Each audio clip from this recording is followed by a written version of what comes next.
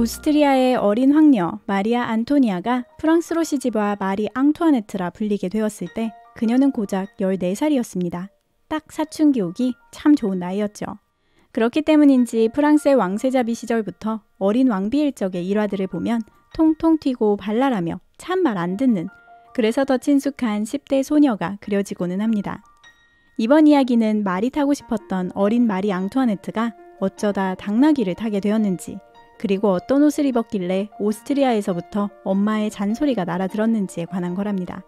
루이 14세부터 전해 내려온 엄격하고 복잡한 규율로 가득하고 모르는 사람들로만 바글바글한 베르사유는 갓 시집온 마리 앙투아네트에게 너무나 외롭고 어려운 곳이었습니다. 게다가 그녀의 곁에는 늘 노아유 백작 부인이 꼭 붙어 다니며 프랑스식 예의 범절과 베르사유에서 따라야 할 규칙에 관한 지적을 늘어놓고는 했죠. 그래서 마리 앙투아네트는 노아유 백작 부인을 두고 마담 에티켓이라고 별명을 붙였습니다. 남편인 루이는 무척 소극적이고 부끄럼쟁이였기에 마치 학교에서 가장 인기 있는 여자아이를 남몰래 짝사랑하는 소년처럼 마리 앙투아네트를 멀리서 바라보기만 했습니다. 같이 밥을 먹을 때도 이야기를 할 때도 쑥스러워하며 자기 아내를 피하는 루이의 모습은 우리가 보기엔 풋풋할지 몰라도 빨리 후손을 봐야 하는 어른들 입장에선 환장할 노릇이었죠. 남편이 맨날 취미생활만 하느라 얼굴 보기도 힘든 상황에서 마리 앙투아네트는 시간을 보낼 다른 방법을 생각해냈습니다.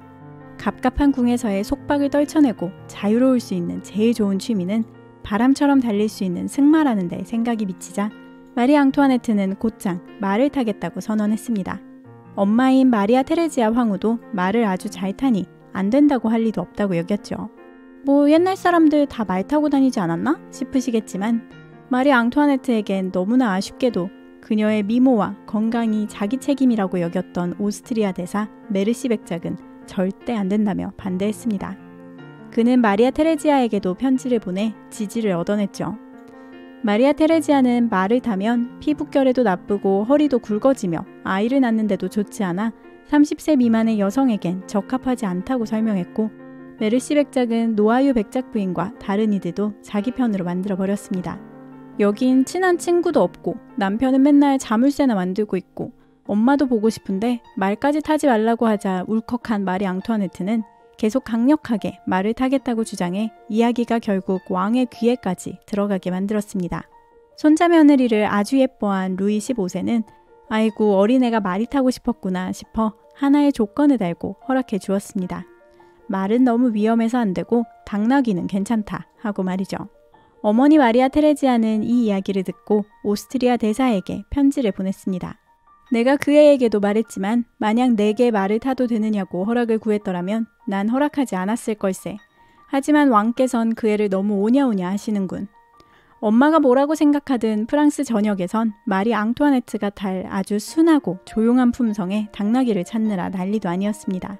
그런 당나귀 떼가 베르사유에 도착하자 마리 앙투아네트는 당나귀를 타러 숲으로 향했죠.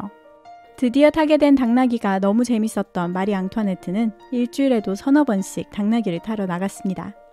한 일화에 따르면 프랑스의 왕비인 마리 앙투아네트를 싣고 가던 당나귀가 갑자기 풀밭에 뒹굴고 싶었는지 왕비님을 집어 던지고는 몸을 흙바닥에 비벼대기 시작했다고 합니다. 다들 경악해 달려왔지만 마리 앙투아네트는 잎사귀가 머리에 묻은 채로 당나귀와 함께 바닥에 누워 깔깔거리며 웃었죠. 웃음을 그친 마리 앙투아네트는 그대로 누운 채 베르사유의 규율을 담당한 노아유 백작 부인 마담 에티켓을 당장 불러오라 명했습니다. 허둥지둥 달려온 노아유 백작 부인이 흙바닥에 누워있는 왕비를 보고 경악하자 마리 앙투아네트는 노아유 백작 부인을 올려다보며 근엄하게 물었죠. 마담, 내 자네를 오라 한 것은 프랑스의 왕비와 당나귀가 동시에 넘어졌을 때의 규율을 알 수 없기 때문일세. 둘 중 누가 먼저 일어나야 규율에 맞겠는가? 이에 뒤에 서 있던 젊은 귀족들은 대부분 웃음을 참느라 안간힘을 썼습니다. 하지만 노아유 백작 부인을 비롯해 나이가 많은 귀족들은 마리 앙투아네트의 이런 행동을 경박하다고 여기고 적대했죠. 승마를 향한 마리 앙투아네트의 사랑은 계속되어 자신이 타지 못한다면 남들이 타는 거라도 보겠다며 말 경주를 즐겨 구경하고는 했지만 이 역시 여성에게 어울리지 않는다는 남편의 명을 듣고 그만둬야 했습니다. 그러자 마리 앙투아네트는 말 경주를 못 본다면 당나귀 경주를 하면 되지 싶어 당나귀 경주를 시작했고 이에는 마리 앙투아네트도 직접 뛰어들었습니다. 종종 머리부터 땅으로 굴러떨어지기도 해 전 베르사유가 기절할 듯 놀랐지만 정작 마리 앙투아네트는 크게 웃으며 즐거워했죠. 곧 마리 앙투아네트의 관심은 다시 한번 말로 향했습니다. 남편과 친해져야 하는데 남편이 사냥을 좋아하니 멀리서 마차 타고 보기보단 함께 말을 타면 좋지 않을까 싶었던 거였죠. 게다가 주변에서도 어머니 몰래 말을 타보라고 꼬시기도 했고요. 그렇게 꼬신 사람 중 하나는 시고모인 아델라이드 공주였습니다. 오스트리아 황후 몰래 딸을 말에 태우는 것에 대한 허락을 루이 15세로부터 받아낸 아델라이드 공주 덕분에 마리 앙투아네트는 당나귀를 타고 숲으로 들어가 말로 바꿔 타고 놀다가 다시 당나귀로 옮겨 타고 돌아왔습니다.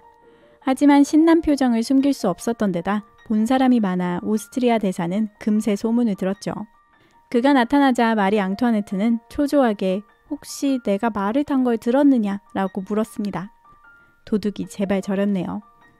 다들 정말 잘 탄다고 칭찬해 주었다는 마리 앙투아네트의 말에 오스트리아 대사는 황후폐하께서 들으셨다면 매우 실망하셨을 것입니다. 저는 축하해 드릴 수 없군요. 라고 답했고 그의 마리 앙투아네트는 어마마마를 슬프게 할 거라 하니 너무 괴롭다. 그대는 날 불안에 떨게 하는구나. 라며 걱정했습니다.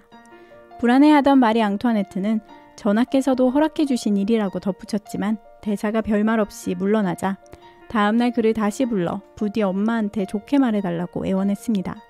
대사는 그렇게 하는 대신 앞으로는 사냥에 말을 타고 쫓아가지도 말을 타고 달리지도 말라고 했죠. 하지만 멀고 먼 나라에 있는 어머니를 향한 두려움은 승마를 향한 애정을 줄일 순 없었습니다. 마리 앙투아네트는 곧 대사와의 약속을 깨고 왕과 남편이 사냥을 갈 때 말을 타고 따라갔죠.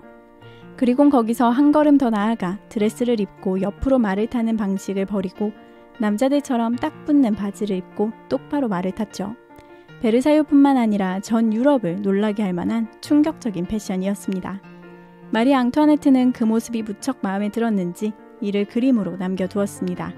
그것도 무려 선왕인 루이 14세의 그림과 비슷한 구조로 그린 그림이었죠. 이 소식을 듣고 경악한 마리아 테레지아 황후는 딸을 혼내는 내용을 길게 적어 보냈습니다. 승마는 너의 피부결을 망친단다. 게다가 내 허리선도 안 좋아질 거고 이제 그게 더 드러나 보일 거다. 게다가 남자처럼 말을 타고 남자처럼 옷을 입는 것 같던데 그 역시 위험한 데다. 네 의무인 아이 갖기에 아주 나쁜 일이라 생각한다. 아이를 얼마나 갖느냐가 네 성공의 척도니 말이다. 네가 여자답게 말을 타고 여자답게 옷을 입으면 좀 덜 걱정하겠다만 사고를 예방하는 건 불가능하단다. 포르투갈 왕비에게 일어난 일을 좀 보렴. 사고 이후로는 아이를 못 가진 것만 봐도 언젠간 너도 나와 동의하겠지만 그땐 너무 늦을 테지. 하지만 이때쯤엔 그동안 꾹꾹 눌러 참았던 승마에 대한 사랑이 폭주하고 있던 마리 앙투아네트의 반항심은 어머니의 잔소리로도 막을 수 없었습니다. 시할아버님과 남편 모두 제가 말 타는 걸 보길 좋아하세요. 제가 사냥복을 입는 것도 좋아하시고요. 프랑스의 왕이 좋아한다고 하니 할 말이 없어진 마리아 테레지아는 왕과 왕세자께서 모두 허락하신다고 하니 나도 더 할 말이 없구나. 내 사랑스러운 앙투아네트를 그분들께 보냈으니 내게 명하는 건 그분들의 권리이지 라고 답했습니다. 마리 앙투아네트는 그 뒤로도 남성복을 흉내낸 르댕고트 스타일의 드레스를 즐겨 입었습니다. 어울리는 액세서리로 남자의 부츠와 모자를 쓴 건 물론이었죠. 패션을 좋아하고 약간의 반항심도 잃지 않았던 마리 앙투아네트가 재밌고 예쁘다 생각해 한 선택이었겠지만 이는 훗날 마리 앙투아네트를 비방하기 위해 쏟아졌던 소문 중 동성애자라는 주장에 근거가 되기도 했죠. 마리 앙투아네트가 당나귀를 탄 이유 흥미롭게 보셨나요? 마리 앙투아네트 하면 흔히들 떠올리는 단두대가 아닌 엄마에게 잔소리 듣고 몰래 반항했던 마리 앙투아네트의 모습에서 우리와 크게 다르지 않은 어린아이가 느껴지죠? 좋아요와 구독 잊지 마시고 다음 시간에 또 만나요. 끝까지 함께 해주셔서 정말 감사합니다.